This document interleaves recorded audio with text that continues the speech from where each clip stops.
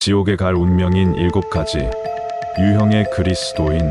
만약 당신이 믿음에 대해 생각한 모든 것이 충분하지 않다면 당신의 구원에 대한 확신을 가지고 하나님 앞에 서서 나는 너희를 전혀 알지 못하노라는 말씀을 듣는다면 어떨까요? 마태복음 723. 이것은 그저 말이 아니라 누구든지 믿을 수 있는 가장 소름 돋는 판결입니다.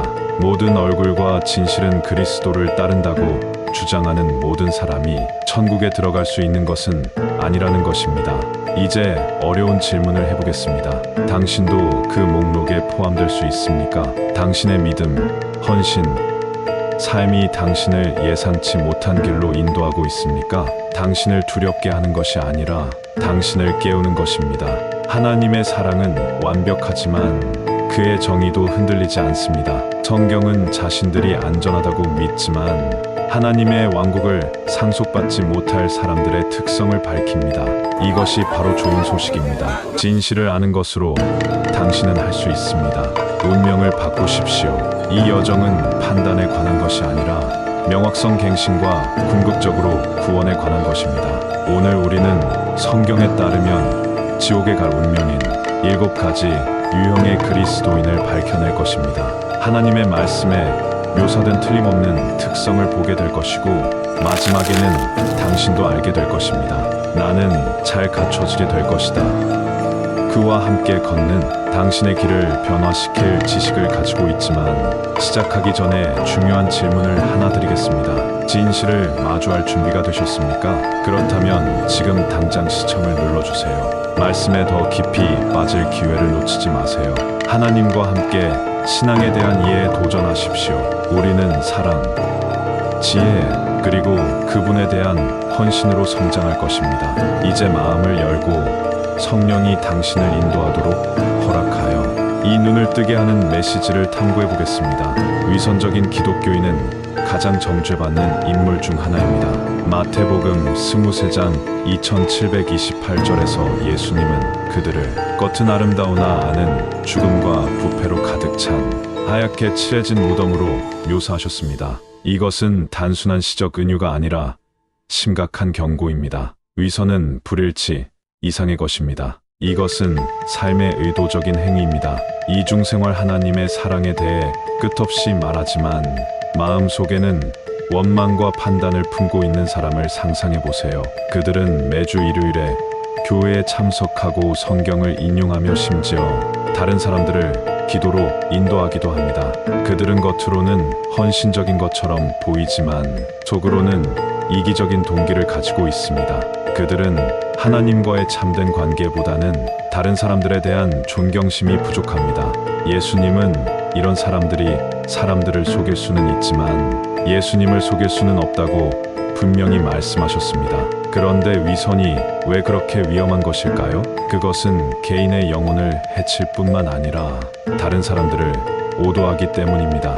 위선적인 그리스도인은 다른 사람들에게 걸림돌을 만듭니다. 진정한 신앙을 추구하면서 그들의 행동은 다른 사람들이 하나님의 성실성과 사랑에 의문을 품게 만들 수 있습니다. 위선은 신앙을 공연으로 바꿔 하나님의 말씀을 변형적 진리가 아닌 일련의 규칙으로 축소합니다.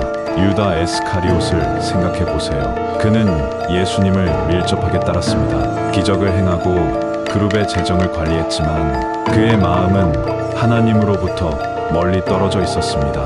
그의 배신은 갑작스러운 결정이 아니라 이중성 속에서 살아온 삶의 결과였습니다. 유다의 이야기는 그리스도와의 근접성이 그와의 친밀함을 보장하지 않는다는 것을 냉정하게 일깨워줍니다. 내가 위선자인지 어떻게 알 수 있는지 물어볼 수도 있습니다. 답은 자기 성찰에 있습니다. 예를 들어 관대함에 대해 말하지만 돈과 소유물에 집착한다면 당신의 행동이 말과 일치하는지, 다른 사람을 사랑하라는 하나님의 명령을 진정으로 실천하고 있는지 확인하십시오. 위선은 종종 아무도 지켜보지 않는 삶의 작은 순간에 숨어 있습니다. 순종보다 개인적인 편안함을 선택하거나 영원한 보물을 소홀히 하면서 세상적인 사치를 추구할 때입니다. 여기 연습이 있습니다. 일주일을 검토하고 행동이 믿음과 일치하지 않는 순간을 적어보세요.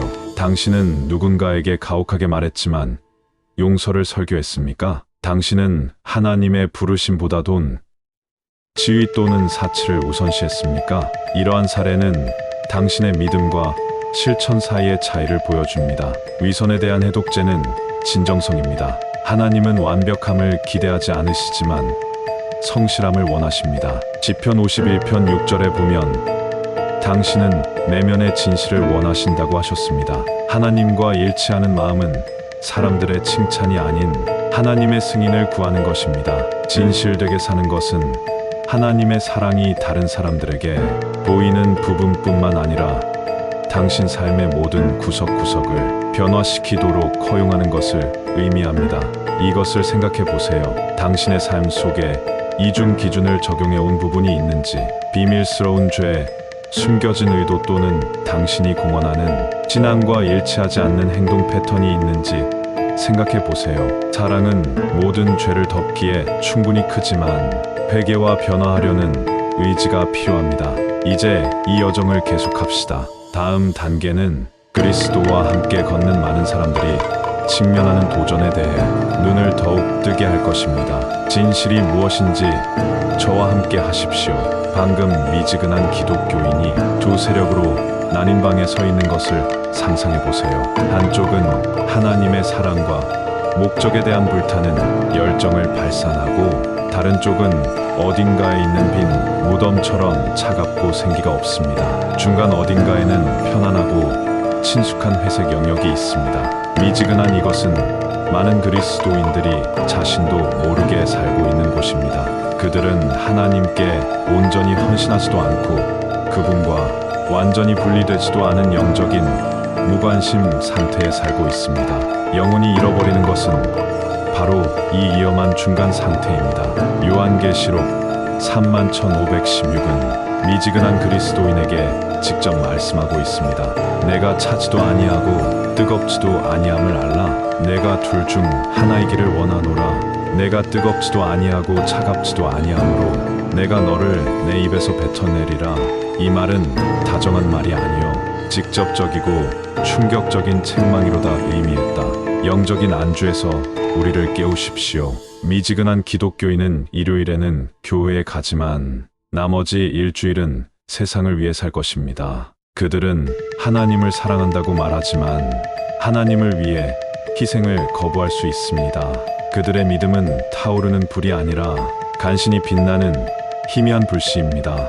그들은 그리스도를 따른다고 주장하지만 주변 문화와 완벽하게 조화를 이룹니다. 그들의 삶은 하나님에 대한 끊임없는 갈증보다는 편안함과 사치, 세상적 부의 축으로 특징 지어집니다. 이를 에센이라는 남자를 예로 들어 설명해 보겠습니다. 그는 모든 면에서 성공적입니다. 세상적인 기준에 따라 그의 재정은 번영하고 그의 집은 현대적 사치의 그림이며 그의 삶은 완벽해 보입니다. 에센은 자신을 기독교인으로 여기며 가끔씩 커피 테이블에 성경을 놓고 출근길에 찬양 음악을 듣기도 하지만 선택에 직면했을 때 하나님을 섬기든 자신의 욕망을 섬기든 이세는 항상 가장 쉬운 것을 선택합니다. 그는 자신의 편안함이나 부를 희생해야 하는 도전을 피합니다. 이센의 믿음은 미지근하고 냉정하며 영감이 없습니다.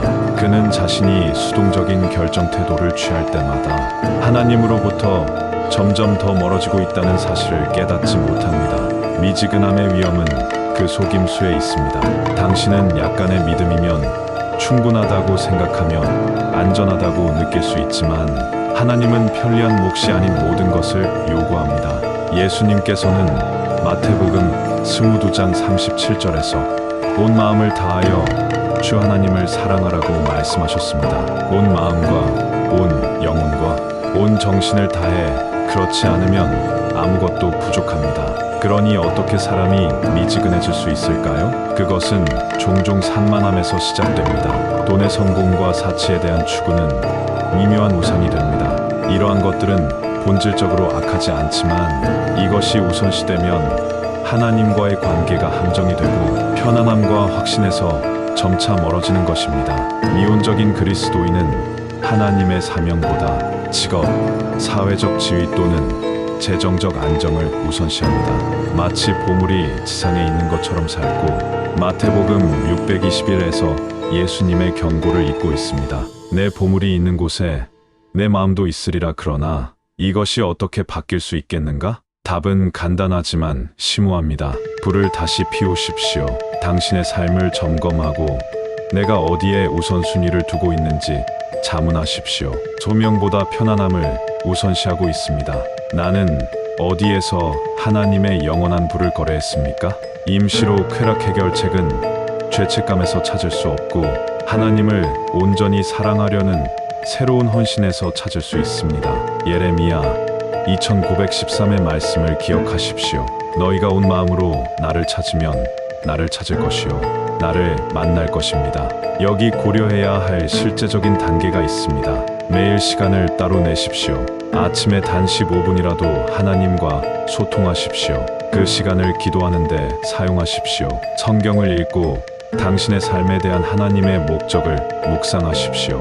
마음이 멀어진 것 같으면 하나님께 당신의 열정을 되살려 달라고 기도하십시오.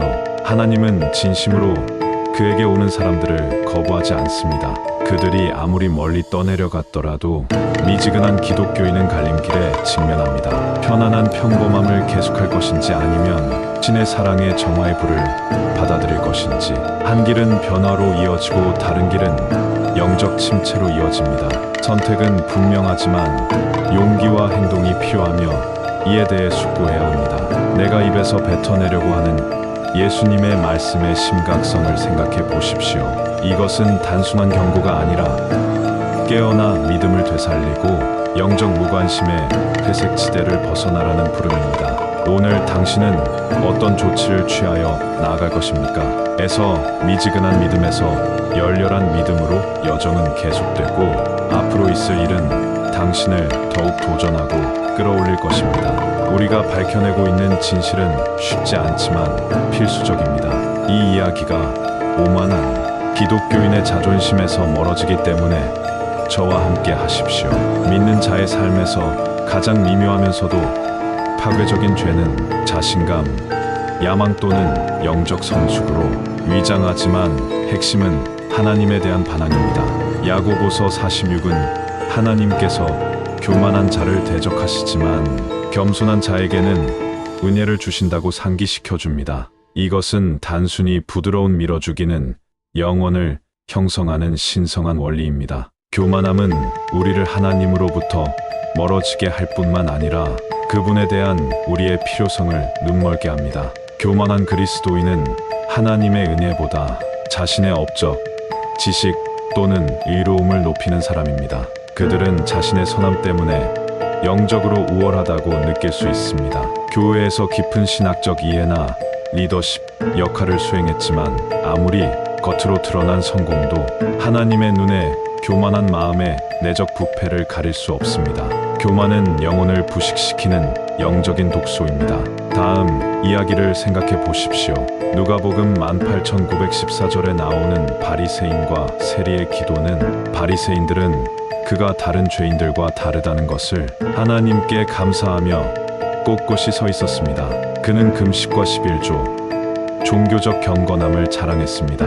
한편 세리는 자신의 죄에 압도되어 하나님께 죄인인 나를 예수님 불쌍히 여겨 주십시오라고 기도했습니다. 겸손한 세리였던 자가 교만한 바리새인이 아니라 하나님 앞에서 의롭다함을 얻었노라. 이 이야기는 단순한 비유가 아니라 하나님께서 의로움의 외적인 표현보다 겸손을 더 소중히 여기신다는 것을 일깨워주는 날카로운 메시지입니다. 교만한 그리스도인은 종종 자신의 가치를 자신의 업적으로 측정합니다. 그것은 그들의 부호, 지식 또는 명예입니다. 그들은 덜 영적으로 보이거나 덜 성공한 것처럼 보이는 다른 사람들을 얕잡아 볼 수 있습니다. 교만함은 하나님의 위대함에서 우리 자신의 위대함으로 미묘하게 초점을 옮깁니다. 그것은 우리에게 다른 사람들이 우리에게 필요로 하는 것만큼 하나님이 필요하지 않다고 확신시킵니다. 우리는 이미 그의 은혜를 얻었지만 성경은 교만은 멸망에 앞서고 건초 같은 영은 넘어짐에 앞선다고 분명히 말합니다. 잠언 1618 이것을 현실에 더 가깝게 만들어 보겠습니다. 사라는 교회 지도자로서 그녀의 행동으로 존경을 받았습니다. 시간이 지나면서 웅변적인 가르침과 자선적인 기부를 통해 세라는 하나님을 위한 그녀의 일이 그녀를 다른 사람들보다 더 의롭게 만들었다고 믿기 시작했습니다. 그녀는 믿음에 어려움을 겪는 사람들을 참을성 없게 대했고 그들의 노력이 충분하지 않다고 일축했습니다. 그녀의 오만함은 그녀를 자신의 영적 단점에서 멀어지게 했습니다. 그녀는 하나님께서 그녀를 부르신 사람들로부터 사라의 이야기를 통해 좋은 의도 속에서도 교만함이 어떻게 마음을 타락시킬 수 있는지 보여줍니다. 우리는 어떻게 교만함과 싸울 수 있을까요? 답은 겸손 휴밀리티를 받아들이는 데 있습니다. 진정한 겸손함은 자신의 부족함을 생각하는 것이 아니라 자신을 낮은 자리에 두는 것입니다. 자신에 대해 덜 말하는 것은 당신의 삶 속의 모든 좋은 것, 당신의 재능, 당신의 자원, 당신의 업적이 모두 하나님에게서 온다는 것을 인식하는 것입니다. 바울은 고린도전서 4장 7절에서 당신이 받지 아니한 것이 무엇이며 받았으면 왜 자랑하느냐고 우리에게 일깨워 줍니다.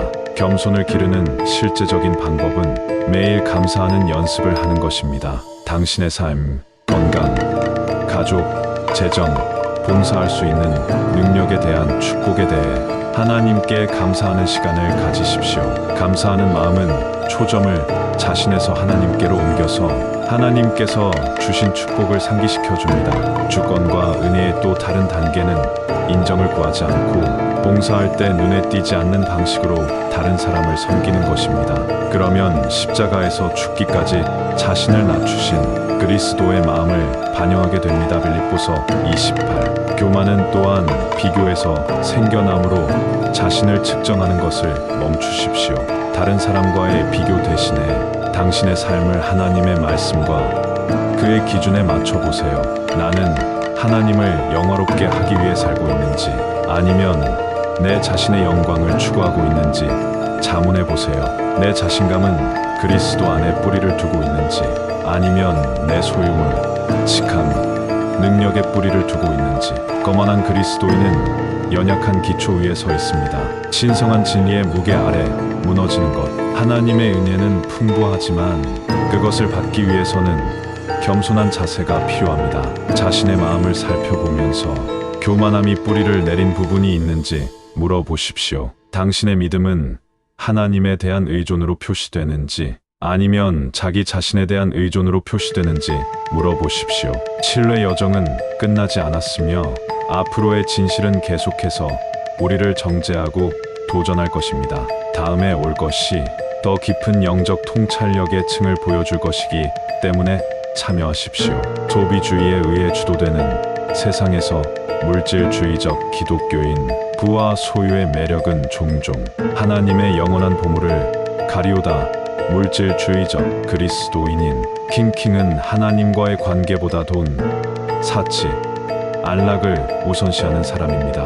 겉으로는 믿음을 공언하지만 그들의 마음은 이 세상의 덧없는 부에 사로잡혀 있습니다. 예수님은 마태복음 6장 24절에서 이에 대해 직접 말씀하십니다. 주인들아, 너희는 하나를 미워하고 다른 하나를 사랑하거나 하나에 헌신하고 다른 하나를 멸시할 것이다.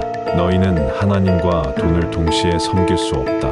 물질주의적 그리스도인들은 항상 그들의 잘못된 헌신의 정도를 깨닫지 못한다. 그들은 그들의 추구를 정당화할지도 모른다. 다른 사람을 축복하거나 교회를 지원하는 수단으로서의 부는 있지만 깊은 곳에서는 그들의 정체성과 안정감이 은행 계좌 소유물과 지위에 묶여 있습니다. 이러한 잘못된 신뢰는 그들을 하나님의 목적에서 멀어지게 하고 영적 빈곤으로 이끕니다. 마태복음에 나오는 부자 청년을 생각해 보십시오.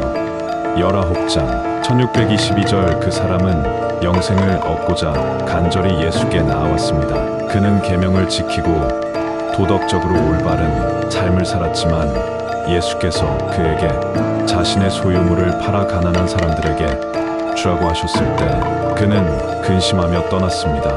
왜냐하면 그의 부가 그의 하나님이 되었기 때문입니다. 그는 자신의 삶을 정의했던 물질적 편안함을 버릴 수 없었습니다. 이 이야기는 단순히 부의 위험에 관한 것이 아니라 잘못된 우선순위에 관한 것입니다. 부자 청년은 일시적인 부를 영원한 보상과 바꾸고 싶어 하지 않았지만 예수께서는 사랑으로 그를 그쪽으로 인도하셨습니다. 진실 당신의 보물이 있는 곳에 당신의 마음도 있을 것입니다. 마태복음 621 오늘의 맥락으로 이것을 가져와 보겠습니다. 아만다라는 여자를 상상해 보세요. 그녀는 독실한 기독교인입니다. 교회에 충실하게 참석하고 성경 공부 모임도 이끌고 있지만 그녀의 삶은 그녀의 재정적 제국을 구축하는 데 중점을 두고 있습니다. 아만다 그녀는 수시간을 투자 전략 수립, 최신 트렌드 쇼핑, 사치스러운 라이프 스타일 업그레이드에 투자합니다. 그녀는 이 모든 것이 가족의 미래를 위한 것이라고 스스로에게 말하지만 사실은 하나님을 섬기고자 하는 그녀의 열망보다 부를 축적하려는 그녀의 열정이 훨씬 더 크다는 것입니다. 아만다의 이야기는 물질주의의 미묘한 위험을 반영합니다. 외적인 영성과 공존할 수 있으며 동시에 영혼을 조용히 부식시킬 수 있습니다.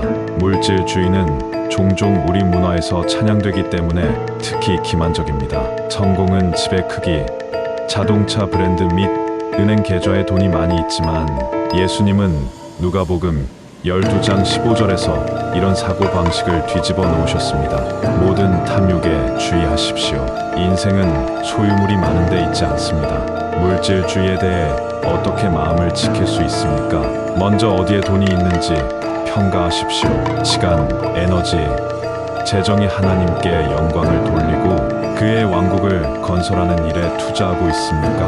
아니면 일시적인 편안함을 추구하고 있습니까? 실질적인 단계는 청지기의 사고방식을 채택하고 자신이 가진 모든 것, 돈, 기술, 자원이 하나님께 속한다는 것을 인식하는 것입니다. 내가 무엇을 얻을 수 있는지 묻는 것, 내가 가진 것을 어떻게 사용하여 하나님과 다른 사람들을 섬길 수 있는지 묻는 것. 물질주의에 대한 또 다른 해독제는 관대함입니다. 당신이 자유롭게 줄 때 탐욕의 소나기를 끊고 당신의 마음을 하나님과 일치시킵니다. 잠언 1125 관대한 사람이 다른 사람을 새롭게 하는 사람은 번영할 것입니다. 자선 기부나 복음을 전파하는 사역을 지원하기 위해 소득의 일부를 따로 떼어두는 것을 고려하십시오. 물질주의의 위험은 부를 추구하는 데에만 있는 것이 아니라 그것이 제공하는 거짓된 안정감에도 있습니다. 돈은 살 수 없습니다. 평화 목적 구원은 증기와 같이 더섭지만 종종 영원한 보물보다 우선합니다. 예수님은 마가복음 8장 36절에서 사람이 온 세상을 얻고도 자기 영혼을 잃으면 무슨 소용이 있겠느냐고 경고하셨습니다. 이 말씀을 묵상하면서 돈과 생명이 어떤 역할을 하는지 스스로에게 물어보십시오. 내 삶 속의 사치스러운 놀이, 나는 먼저 하나님의 왕국을 구하고 있는가? 아니면 세상적인 추구에 몰두하고 있는가? 이러한 질문에 대한 답은 당신의 우선순위뿐만 아니라 당신의 마음 상태도 보여줍니다. 앞으로의 여정은 하나님과 함께 걷는 우리의 삶을 위협하는 영적인 함정을 계속해서 드러냅니다. 앞으로 우리가 직면한 도전과 하나님의 진리에 있는 소망을 더욱 밝게 비춰줄 것입니다. 계시는 불순종하는 기독교인에게는 멀리 떨어져 있기 때문입니다. 예수님을 주님이자 구세주라고 부르면서도 그의 명령을 따르기를 거부하는 것은 많은 사람이 살아가는 모순입니다.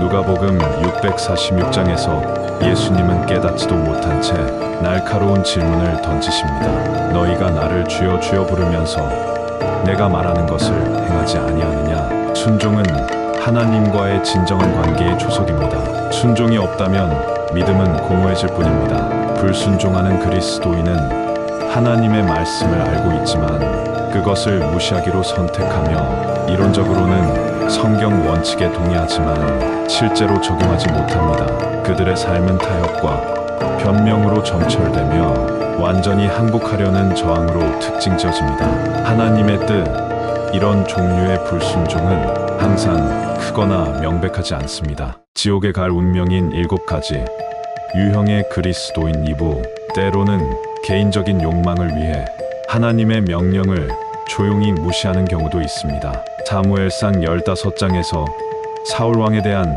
성경적 예를 살펴보겠습니다. 사울은 하나님으로부터 아말렉 사람들을 완전히 멸망시키라는 명령을 받았습니다. 사울은 선지자 사무엘이 대면했을 때 가장 좋은 가축을 남겨두고 아말렉 왕을 살려두었습니다. 사울은 하나님께 제사를 드리기 위해 제물을 바쳤다고 주장하며 자신의 행동을 정당화했지만 사무엘은 순종하는 것이 제사보다 낫다는 냉정한 진리를 전했습니다. 주의하는 것은 수샹의 기름보다 나으니라. 사무엘상 1522. 사울의 편파적인 순종은 실제로 불순종이었고 그로 인해 그는 왕좌를 잃었습니다. 불순종한 그리스도인 종종 선택적 순종의 함정에 빠집니다. 그들은 편리하거나 자신의 선호도와 일치하는 분야에서는 하나님께 순종, 하지만 희생이 필요한 분야에서는 하나님을 거부합니다. 그들은 교회에서 봉사하지만 자신에게 잘못한 사람을 용서하지 않습니다. 그들은 충실하게 11조를 바치지만 하나님의 부르심을 소홀히 합니다. 다른 사람들과 사랑을 나누기 위해 그들의 믿음은 구획화되고 하나님께 온전히 굴복하려는 의지가 부족하여 제한을 받습니다. 이것을 현대적 맥락에서 생각해 보세요. 데이비드라는 사람이 선교의 부름을 받았다고 생각하고 그것에 대해 기도했고 심지어 다른 사람들로부터 확인도 받았지만 그는 선택했습니다. 그 부름을 무시하는 것은 그의 안정적인 직장과 편안한 생활을 포기하고 믿음으로 나아가는 것을 의미하기 때문입니다. 다윗은 영적으로 평범한 삶에 안주했습니다. 그의 불순종은 노골적인 반항이 아니라 단순히 하나님을 온전히 신뢰하려는 의지가 없는 것입니다.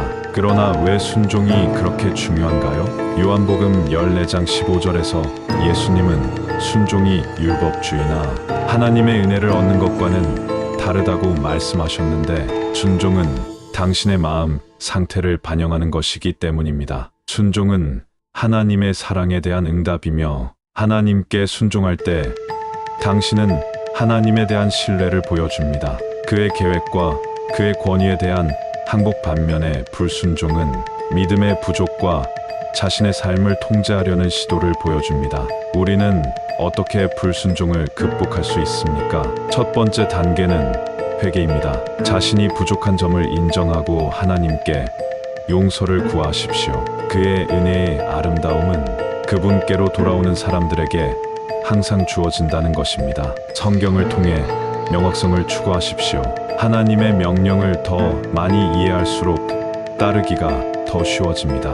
시편 1915에서는 당신의 말씀은 내 발 경로의 등불이요 내 마음의 빛이니이다라고 말씀합니다. 그의 말씀이 당신의 결정을 인도하도록 하십시오. 실제적인 순종은 매일의 작은 신실한 행동에서 시작됩니다. 아마도 당신을 상처 입힌 사람을 용서하는 것, 사역에 나서는 것, 불편할 때에도 관대하게 베푸는 것일 수도 있습니다. 순종에는 종종 희생이 필요하지만 이러한 희생을 통해서 당신의 믿음이 자라나고 하나님의 뜻이 당신의 삶 속에서 성취됩니다. 내가 하나님의 명령을 거부하는 부분이 어디인지 스스로에게 물어보십시오. 그것은 당신의 관계, 재정 또는 우선순위입니까? 답은 불편할 수 있지만 성장을 위해서는 필요합니다. 하나님의 명령은 부담스럽지 않고 당신에게 도움이 되도록 설계되었습니다. 더 가까이에 그와 당신을 그의 축복으로 인도하십시오. 불순종은 당신과 하나님 사이의 장벽을 만들지만 순종은 당신이 이것을 숙고할 때 친밀감을 쌓습니다. 그의 음성을 무시하는 대가와 그의 뜻대로 걷는 기쁨을 고려하십시오. 선택은 당신에게 있으며 앞으로의 길은 당신에게 달려 있습니다. 우리의 신앙에 대한 더 깊은 진실 여정은 이 탐험이 열매 없는 기독교 그림에서 멀리 떨어져 있기 때문에 계속 참여하십시오. 익은 풍부한 열매로 무거운 가지가 있는 무성한 포도원을 상상하십시오. 이제 주변 생명과 극명하게 대조되는 척박하고 시든 단일 포도나무를 상상하십시오. 이것이 이미지입니다. 요한복음 152장에서 예수님은 열매를 맺지 못하는 그리스도인을 묘사하기 위해 나에게서 열매를 맺지 않는 모든 가지를 잘라내시고 열매를 맺는 모든 가지는 더욱 열매를 맺게 하기 위해 가지치기를 하십니다. 영적 열매가 없는 삶은 성취되지 않을 뿐만 아니라 위험할 정도로 다칩니다. 모든 생명의 근원인 그리스도 자신으로부터 단절된 채 열매 없는 그리스도인이 되었습니다. 그들은 예수님과 연결되어 있다고 믿을 수 있지만 그들의 삶에는 그의 임재의 증거가 없습니다. 그들은 정기적으로 교회에 참석하고 그들의 행동은 부족합니다. 그만큼 성령의 변화시키는 능력, 그들의 믿음은 침체되어 사랑도 기쁨도 평화도 갈라디아서 5장 23절에 묘사된 열매가 하나도 없습니다. 누가복음 1369절에 나오는 무화과 나무 비유를 살펴보겠습니다. 어떤 사람이 포도원에 무화과 나무를 심었습니다. 그리고 과일을 찾아다녔지만 아무것도 발견하지 못했습니다. 좌절한 그는 정원사에게 그것을 잘라내라고 했지만 정원사는 그것을 재배하고 그것이 과일을 맺는지 볼 수 있도록 더 많은 시간을 달라고 간청했습니다. 이 이야기는 하나님께서 그의 자녀들에 대한 인내심을 보여주는 것일 뿐만 아니라 경고의 시간이기도 합니다. 제한적입니다. 하나님은 열매를 원하시며 열매가 없는 삶은 결국 심판을 받게 됩니다. 그러나 열매를 맺는다는 것은 무엇을 의미합니까? 영적인 열매는 외적인 성공이나 사업에 관한 것이 아니라 내면의 변화와 외적인 영향에 관한 것입니다. 그것은 하나님께 항복한 마음의 증거입니다. 사랑과 친절입니다. 자제력과 관대함은 그분과의 번영하는 관계를 반영하는 열매 중 일부에 불과합니다. 이것들이 없다면 그리스도인의 삶은 공간을 차지하지만 영원한 가치를 제공하지 않는 무화과 나무와 같아집니다. 이것을 우리 집에 더 가깝게 가져오자. 그림 그렉이라는 남자는 수년 동안 교회 회원이었고 성경을 잘 알고 있으며 심지어 몇몇 위원회에서 봉사하고 있지만 교회 밖에서의 그의 삶은 참을성 없음, 이기심, 그리고 다른 사람들의 필요에 대한 무관심으로 특징지어집니다. 그렉의 믿음은 행동으로 옮겨지지 않았습니다. 그가 열매를 맺지 못한 것은 그가 그런 사람이기 때문이 아닙니다. 의도적으로 반항했지만 그는 하나님과 표면적으로 연결된 것에 만족했기 때문에 그의 이야기는 많은 사람들에게 거울 역할을 했습니다. 열매가 없는 믿음은 능력이 없는 믿음이기 때문에 어떻게 하면 열매 없는 상태에서 풍요로움으로 옮겨갈 수 있을까요? 답은 참 포도나무이신 예수 그리스도와 연결된 상태를 유지하는 데 있습니다. 요한복음 155 예수님께서는 내가 포도나무여 너희는 가지라 선언하셨습니다. 너희가 내 안에 거하고 내가 너희 안에 거하면 많은 열매를 맺으리라. 나를 떠나서는 아무것도 할 수 없습니다. 중요한 것은 더 열심히 노력하는 것이 아니라 더 깊이 머무는 것입니다. 즉 하나님을 중심에 두는 것입니다. 일상생활에서 그의 말씀이 당신의 생각과 행동, 결정을 형성하도록 하십시오. 열매를 맺기 위한 실제적인 단계에는 정기적인 기도에 전념하고 성경에 몰두하며 다른 사람을 섬길 기회를 찾는 것이 포함됩니다. 시간을 어떻게 보내는지 생각해 보십시오. 당신은 영적 삶을 키우고 있습니까? 아니면 주의가 산만해졌습니까? 당신의 에너지를 배수하는 것들에 의해 지속적인 영향을 미치지 않고 에너지를 낭비하는 경우 작은 것부터 시작하십시오. 이웃에게 친절을 베푸십시오. 자신에게 잘못한 사람을 용서하십시오. 또는 자신의 자원을 사용하여 도움이 필요한 사람을 축복하십시오. 이러한 것 보기에 간단한 행동은 결실의 씨앗입니다. 또 다른 중요한 측면은 항복이며 열매를 맺으려면 가지치기가 필요합니다. 종종 불편한 하나님은 당신의 삶에서 당신의 성장을 방해하는 관계 습관이나 추구를 제거할 수 있습니다. 이 과정은 처벌이 아니라 더 큰 열매를 맺기 위한 준비입니다. 이브리서 1211은 어떤 징계도 당시에는 즐거운 듯 하지만 나중에는 고통스러울 수 있음을 일깨워 줍니다. 그러나 그것은 결국 열매를 맺습니다. 의와 평화는 그것으로 훈련받은 자들에게 주어집니다. 잠시 시간을 내어 당신의 삶이 하나님을 영화롭게 하는 열매를 맺고 있는지 생각해 보십시오. 성장에 정체되거나 저항하는 부분이 있습니까? 열매 없는 그리스도인은 희망이 없지만 변화에는 의지가 필요합니다. 그리스도 안에 거하고 그분께서 당신을 통해 일하도록 허락하십시오. 우리가 밝히고 있는 진리는 우리가 계속할 때 더욱 심오해질 것입니다. 앞으로 있을 일은 당신의 믿음을 더욱 조사하고 하나님의 목적에 충만함을 살아가도록 도전할 것입니다. 여정이 계속되기 때문에 저와 함께 하십시오. 아직 완료되지 않았습니다. 기만당한 그리스도인이 하나님 앞에 서서 당신의 믿음이 천국에서 영원한 자리를 확보했다고 확신할 때 나는 결코 알지 못하노라. 너희는 불법을 행하는 자들이여 내게서 떠나가라는 파괴적인 말씀을 듣는 순간을 상상해 보십시오.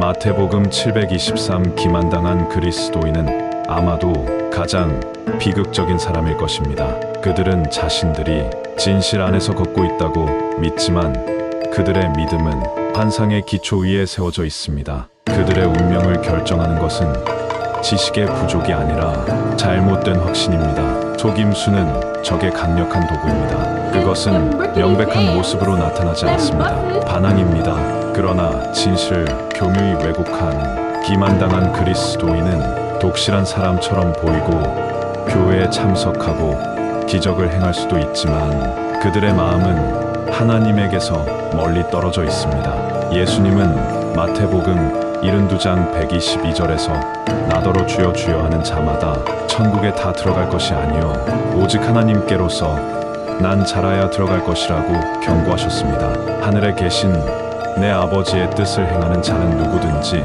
기만의 성경적 예 중 하나는 사도행전 5장 11절에 나오는 아나나스와 사프의 이야기에서 발견된다. 그들은 재산을 팔아서 그 수익의 일부를 그들에게 주었다. 사도들은 그것이 전부라고 주장했습니다. 그들의 거짓말은 사람들에게만 한 것이 아니라 성령에게도 한 것이었습니다. 그들은 희생 없이 관대함의 모습을 원했습니다. 그들의 속임수는 즉각적인 심판으로 이어졌으며 이는 하나님을 조롱할 수 없음을 보여줍니다. 속은 그리스도인은 종종 자기 자신 안에서 산다. 망상을 했을 수도 있고 교회 참석이나 선행을 구원과 동일시할 수도 있으며 변화가 없는 믿음은 헛된 것이라는 사실을 잊었을 수도 있습니다.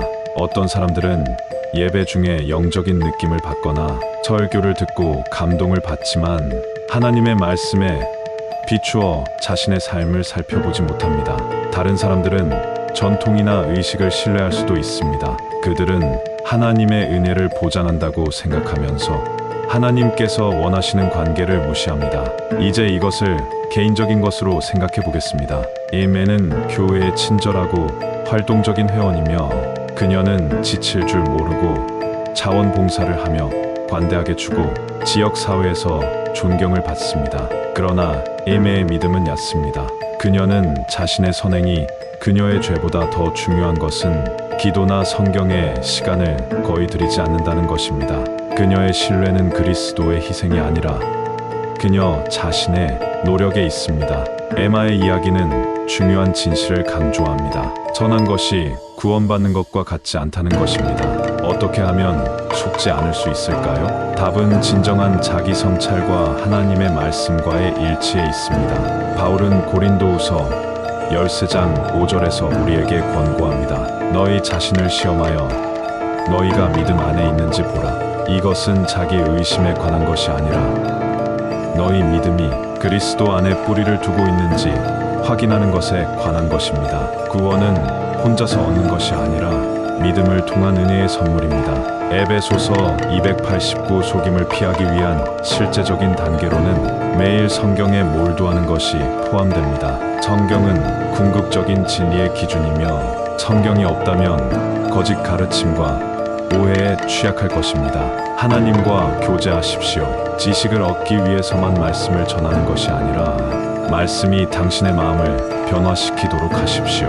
분별력을 위해 기도하십시오. 성령께서 당신의 삶에서 하나님의 뜻과 일치하지 않는 부분을 밝혀주시도록 기도하십시오. 속임수를 방지하는 또 다른 방법은 책임감을 갖는 것입니다. 관계를 추구하십시오. 진실을 당신의 삶에 말할 수 있는 성숙한 신자들과 함께 당신의 가정에 도전하고 당신이 성장하도록 격려하십시오. 기만은 고립 속에서 번창하지만 공동체는 명확성과 성장을 촉진합니다.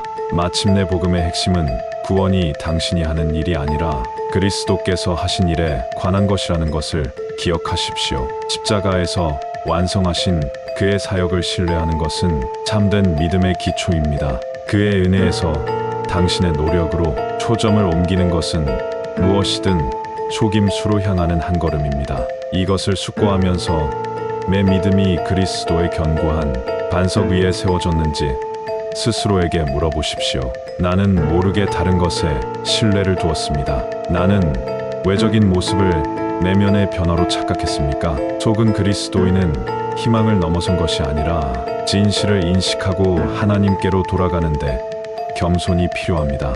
이 여정은 그리스도인이 직면한 도전과 은혜에 대해 많은 것을 보여주었습니다. 하나님께서는 우리가 이것을 성찰과 갱신의 시간으로 삼고 하나님 말씀의 진리를 받아들이고 그것이 여러분을 그분과 더 깊고 진정한 관계로 인도하게 하시기를 바라며 성경을 통한 엄숙한 여정을 시작하면서 7가지 유형을 밝혀내셨습니다. 하나님의 왕국을 놓칠 위기에 처한 그리스도인들의 각 범주는 위선적이고 미온적이며 교만하고 물질적이며 불순종하고 열매를 맺지 못하고 받아들여지지 않는 것입니다. 이는 우리가 겸손과 용기로 맞서야 할 영적 위험을 보여줍니다. 그러나 이것은 절망의 메시지가 아니라 변화에 대한 부름입니다. 우리의 마음을 다시 정렬하기 위해 하나님의 영원한 진리로 성경은 우리에게 경고합니다. 하나님은 우리를 사랑하심으로 아무도 멸망하지 아니하고 다 회개에 이르기를 원하십니다. 베드로후서 39 그의 경고는 사랑과 간절함이 가득한 방탕한 자식에게 하는 아버지의 꾸지람과 같습니다. 회복에 대한 열망, 우리가 탐구한 모든 특성은 우리에게 피해야 할 것뿐만 아니라 그분께 더 가까이 다가가는 방법을 보여주는 거울 역할을 합니다. 하나님의 사랑의 본질에 대해 생각해 보세요. 그것은 여러분의 성과, 부, 업적에 기반을 두지 않습니다. 그것은 그분의 은혜에 값없이 뿌리를 두고 있습니다. 예수 그리스도의 희생을 통해 주어진 이 진리는 오늘 당신이 어디에 있든 이러한 범주 중 하나 또는 여러 개에 해당하던 모든 것을 변화시킵니다. 하나님의 팔은 항상 열려 있으며 그의 용서와 자비와 사랑은 무한합니다. 지금이 행동할 때입니다. 이것을 놓치지 마십시오. 바쁜 일상의 배경으로 사라지는 메시지, 대신 마음, 우선순위, 그리고 바울이 고린도후서 6장 2절에서 기록한 바와 같이 하나님과의 관계를 살펴보도록 하십시오. 지금은 하나님의 은혜의 때이며 지금은 구원의 날입니다. 이보다 더 좋은 날은 없습니다. 이 순간보다 더 온 마음을 다해 하나님을 찾는 것, 최신을 향한 단계, 자기 성찰, 자신의 삶을 솔직하게 돌아보세요. 안주하거나 교만하거나 주의가 산만해진 부분이 있습니까? 불편한 진실에 직면하는 것을 두려워하지 마세요. 성장은 우리의 단점을 인정할 때 시작됩니다. 회개로 전원 하나님으로부터 멀어지게 한 것들, 즉 교만, 물질주의, 불순종 등 모든 것을 그의 발 앞에 내려놓으십시오. 회개는 죄책감이 아니라 자유에 대한 것입니다. 하나님과 함께 새롭게 시작하라는 초대입니다. 하나님의 말씀에 대한 헌신, 성경에 몰두하십시오. 시편 119편 15절에 말씀하신 것처럼 당신의 말씀은 내 발의 등불이요 내 길의 빛이니이다. 당신의 삶의 기초가 되어 당신의 결정을 인도하고 당신의 생각을 형성하며 당신을 하나님께 더 가까이 이끌어 줍니다. 매일 기도하는 시간을 갖고 하나님께 말씀하고 그의 음성을 듣고 그의 임재가 당신의 정신을 상쾌하게 하도록 하십시오. 하나님과의 관계는 지속적인 의도적인 연결을 통해 형성됩니다. 믿음을 실천하십시오. 믿음은 단순한 믿음이 아니라 행동입니다. 다른 사람을 사랑하십시오. 겸손하게 봉사하고 하나님을 영화롭게 하는 열매를 맺으십시오. 당신의 삶이 그의 선함과 은혜의 증거가 되게 하십시오. 미래를 위한 비전 모든 신자가 이러한 진리를 마음에 새기면 무슨 일이 일어날지 상상해 보십시오. 교회는 진정한 예배자들로 가득 찰 것입니다. 지역 사회는 사랑과 관대함의 행위로 변화될 것이고 복음은 희망을 간절히 찾는 세상에서 밝게 빛날 것입니다. 당신에게는 희망을 찾을 수 있는 힘이 있습니다. 이 변화의 일부가 되어 당신의 삶을 하나님의 뜻에 맞춰 조정함으로써 당신은 당신 자신의 영적 미래를 보장할 뿐만 아니라 수많은 다른 사람들에게 영향을 미칠 수 있습니다. 이 메시지가 당신에게 공감된다면 여기서 끝내지 말고 잠시 시간을 내어 성찰하고 기도하십시오. 하나님을 공경하는 방식으로 신앙생활을 실천하기로 결심하고 이 콘텐츠가 의미 있는 것이라면 다른 사람들에게 도움이 되도록 간단한 조치를 취하는 것을 고려하십시오. 도전 과제에 대한 메시지를 계속 받으려면 채널을 시청하십시오. 하나님과 함께 걷는데 영감을 주고 장비를 제공하십시오. 여행은 여기서 끝나지 않습니다. 단지 시작일 뿐입니다. 이 중요한 메시지에 대한 지원을 표시하고 가시성을 높이는데 도움이 되도록 좋아요를 눌러주세요. 이 진실을 들어야 하는 사람과 이 비디오를 공유하세요. 여러분은 그들의 변화를 위한 촉매제가 될 수 있습니다. 마침내 놓치지 마세요.